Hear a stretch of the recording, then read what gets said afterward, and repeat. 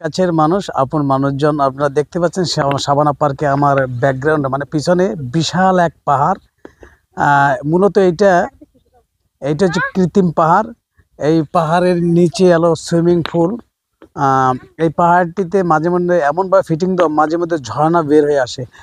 মনে হয় কি যে এটা আসলে ঝর্ণা, মানে এমনভাবে কৃত্রিমভাবে সাজানো হয়েছে। সম্মানিত দর্শক, এই মুহূর্তে আপনার কি মনে হয় আমি হয়তো কোনো পাহাড়ি এলাকায় আছি, আমি হয়তো অস্ট্রেলিয়া, আমেরিকা আছি, কিন্তু না, এটা বাংলাদেশে অজু পাড়াগাঁয়ের ভিতরে এমন একটি পার্ক যা এবং এই পার্কে কৃত্রিম পাহাড় দেখতে পাচ্ছেন পিছনে।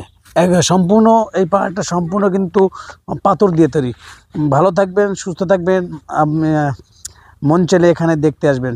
ধন্যবাদ।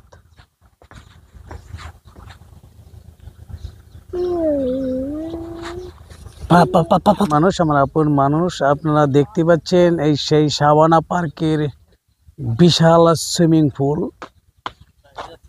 আর এই সুইমিং পুলের পিছনে মানে আমার পিছনে দেখতে পাচ্ছেন পাহাড়। এটা হচ্ছে কৃত্রিম পাহাড়। এদিকে এদিকে এদিকে ঢোকা যাবে না, ঢোকা যাবে, মারবে মারবে। এটা ধরো দি আমার